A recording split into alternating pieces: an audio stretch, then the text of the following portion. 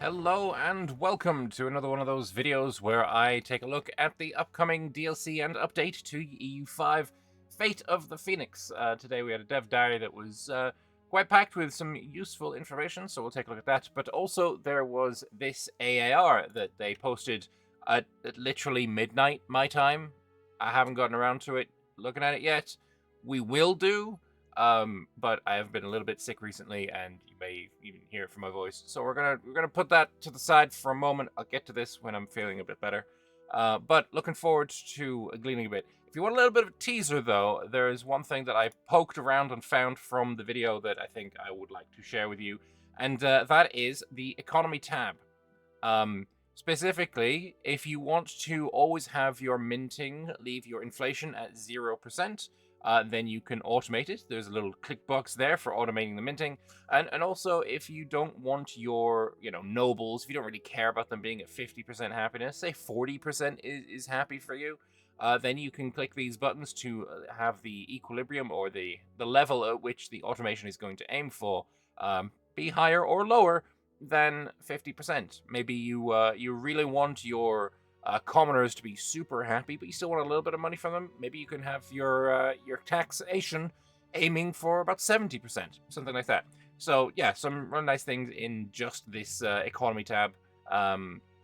Also showing the difference between your wealth and your tax base. Obviously, that is impacted by the amount of control you have being shown on there. Also, really, really quite lovely. But anyway, we're gonna take a deeper dive through the AAR when I'm feeling a bit better. Let's have a look at today's Tinto Talks. And starting off with a very relevant point. Health traits. Currently, my health trait is bloody sick. Anyway, last week, Owen talked about cabinet traits, but with 1.2, they're also adding another category, health traits. It represents traits that afflict a character's physical well-being, and you can become saddled with any number of them.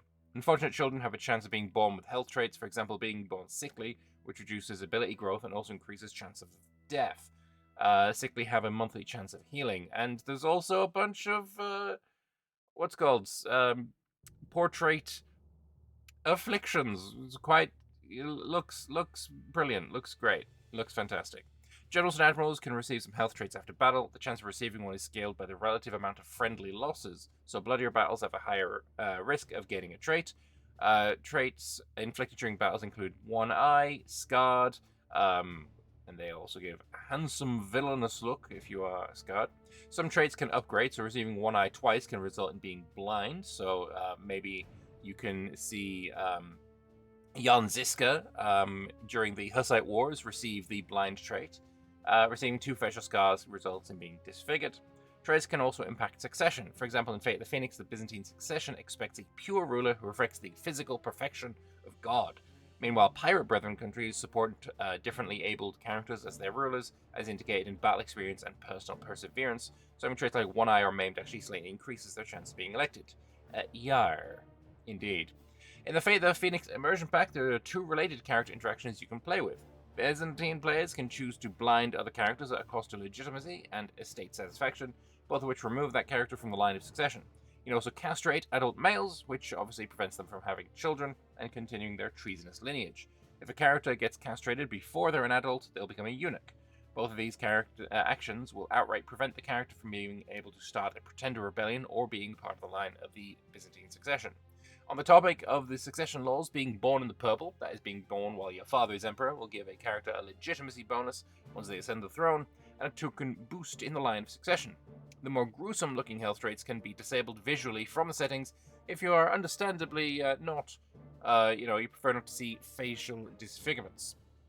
As for art, Mediterranean cultures get a new building base set based on Byzantine architectural style, giving countries of southern Europe a refreshing new feel. So that's what we're looking at here, which I think those look pretty nice. I'm not gonna lie, quite like them. You can see the Hagia Sophia influence on the castle specifically. Also, yes, you can see the Theodosian wall. Did I say Hagia Sophia? I meant Theodosian walls. My bad. I'm sick. Don't blame me. We have also the Theodosian walls being seen there when you're looking at Constantinople, which is kind of cool. Very nice. interesting house up on the rock there. I'm not sure where that's supposed to be. Anyway, new castles, again, looking like the Theodosian walls. I quite like it. Constantinople itself, of course, gets the imposing Hagia Sophia, including a variant with minarets when it gets turned into a mosque by the Ottomans. Yes. And then the Monastery of the Holy Trinity in Meteora also appears. I guess that's what that is. I actually have no idea. We actually see is this the Hagia Sophia here? I think it might be. Yeah.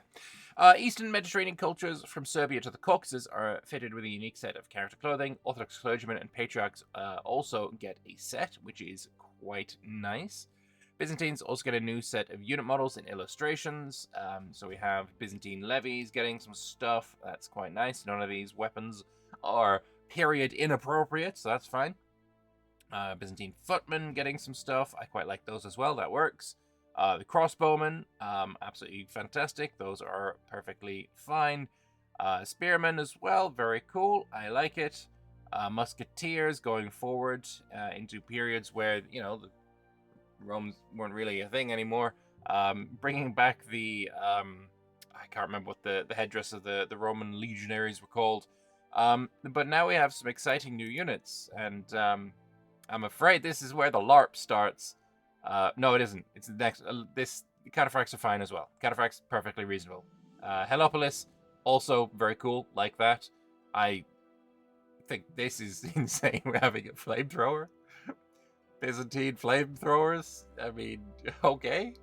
And then the Legionary. Here we go. This is where the LARP starts. I apologize. I skimmed through this and I thought this was earlier. The Legionary unit is earned from Latin culture, and its look is based on real Italian armors designed during the Italian Renaissance period that were nostalgic for the old times. Of course, some artistic license is taken with the shield. You already know what this looks like. I didn't even need to show you this. This is obvious what it looked like.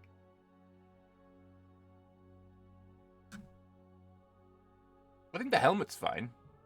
I definitely think the helmet's fine. I mean... Again, it's a whole toga Rome thing. I am a Romaboo. I really quite like the Roman Empire. I like the Roman Republic period. I love all that stuff. Right? That's a period of history that really interests and excites me, and just want it to stay where it belongs. You know. Yeah. Whatever. Moving on. We also get some Byzantium and other Greek countries getting about 10 minutes of new cultural music in the style of Greek Orthodox hymns, immersing you right in the sacred halls of Constantinople. There's new colorblind map modes as well. So if you selected a colorblind map mode, it will now work for most of the map modes that follow the red, yellow, green scale. If you have colorblindness, let us know if this helps. So yeah, if you do, then let them know. We have the Protonopia and the Deuteranopia modes. There we go, and the Tritanopia mode is there as well. Another accessibility they've added for 1.2, you can choose the default typeface. Only titles are serif and everything else is sans serif, or everything is sans serif. Being especially useful for people who play on lower resolution monitor or who otherwise just prefer sans serif. Very cool. We also have some achievements. Reborn from the Ashes, win the fate of the Phoenix disaster. Holy Flush, restore the Pentarchy as an Orthodox country. Give me back my legions, have 10 legion units in the army. Mare Nostrum formed the Roman Empire with the Mediterranean, and 100 Latinatas. I believe the reason that they are saying form it with the Mediterranean is because it is now going to be possible to form the Roman Empire with slightly less than what we've seen before. So, for example, and I'm just going to drag over a picture that someone took from my Discord, they have the Roman Empire in this AAR. They only own, Greece, Anatolia, and a bit of the coastline of the Levant. I think they also might own Alexandria here, but it's hard to tell. They also have Rome itself, it seems. So obviously, you need a lot more to form Rome as, just any old country, which I feel like makes sense. So, forming the Roman Empire, much easier as Byzantium, or what I'm going to obviously be calling them, Basilia Ton Romaean. But they also want you to have the Mediterranean, which makes sense. We got Belisar's Legacy, restore Justinian's borders and mend the schism. Looking forward to doing that one. And Nut Allergy, have 6 cabinet members with the trait Eunuch. Very funny.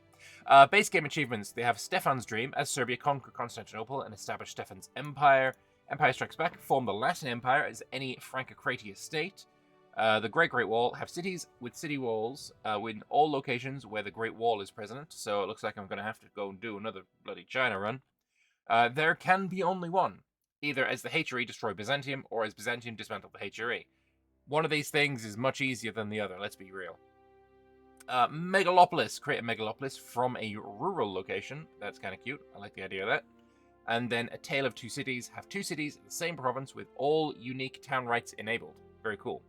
On the 6th of May, they'll release the 1.2 Echinadas free update alongside the Fate of the Phoenix immersion pack. Make sure you have your day off work booked. And yeah, I'm very happy and excited about this DLC. I'm looking forward to showing off and sharing it all with you guys. So as soon as I am able to, I will be sharing details of when I will be able to be sharing what I have. What I'm going to be able to see. I'm not sure what that's going to be yet, but as soon as I know, I will let you guys know. Or I guess as soon as I'm allowed to tell you. This is so funny. I'm sorry, this is going on the thumbnail. This is absolutely going on the thumbnail. This is nuts to me. Either way, I'm going to end the video here because I feel like ass, and I'm going to go lay down. So thank you all very much for watching. If you want to stick around and, I got more EU5 stuff coming as soon as I get a little bit better. Hit the subscribe button. Help me get to 30k subs. It's been a while that I've been stuck at this little point. So, if you haven't subscribed, maybe do. And, we'll enjoy this game together. It'll be a fun time. Anyway. Good night. Not good night. My head's all over the place. I'm gonna go. Bye.